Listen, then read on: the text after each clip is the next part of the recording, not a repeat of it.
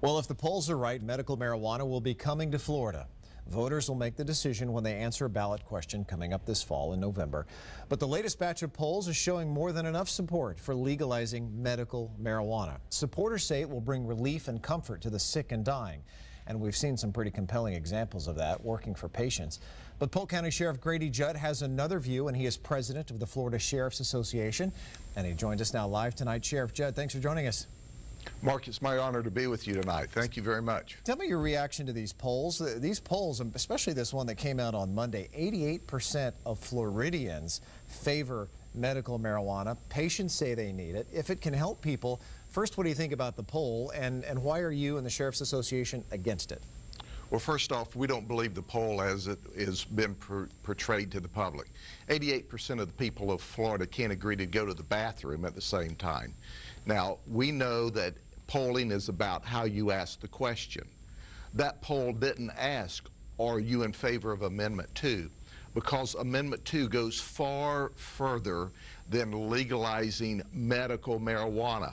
It makes marijuana available for children. It says that those who recommend marijuana or grow marijuana can't be held civilly liable if they poison you with marijuana. It says caregivers or someone 21 years of age, and that's all. So a dope dealer can be a caregiver. A felon can be a caregiver. And that's why we're trying to say, hey, these polls and the pro-marijuana group are tugging on the heartstrings and the care and concern of the compassionate people of Florida with fraudulent information. Look at Amendment 2 in detail, and you'll see that it not only talks about those that are very, very sick, but it also talks about other conditions. And guess what? Other conditions can be anxiety, backaches, insomnia, I can't sleep at night. This Amendment 2 is a wolf in sheep's clothing, and we need to be very, very cautious and educate ourselves, because it's not just for marijuana for the very sick. And what about beside that? Oh, go ahead. Oh, what about beyond the actual marijuana use for those who it may be prescribed or get approved for it? I know in Colorado they're saying, the other sheriffs as well are saying crime has shot up around marijuana dispensaries in Denver after legalization.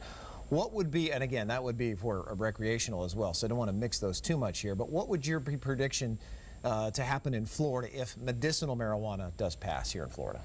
My prediction is, first off, you think about it. When's the last time you went to the doctor and the doctor gave you medicine and go home and said, smoke it till you feel better? The doctors agree. The Florida sheriffs agree. Smoked marijuana has no medicinal purpose. This is about legalizing marijuana.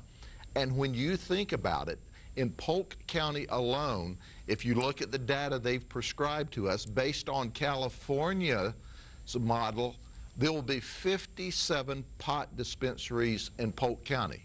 Now, if there are 57 in Polk County, think how many there will be in Hillsborough and Pinellas that's much more populated. Mark, what we're trying to tell the people of Florida, even if you believe there are medicinal purposes in marijuana, that's not what Amendment 2 is doing. It's going further than that. It has loopholes big enough to sail battleships through.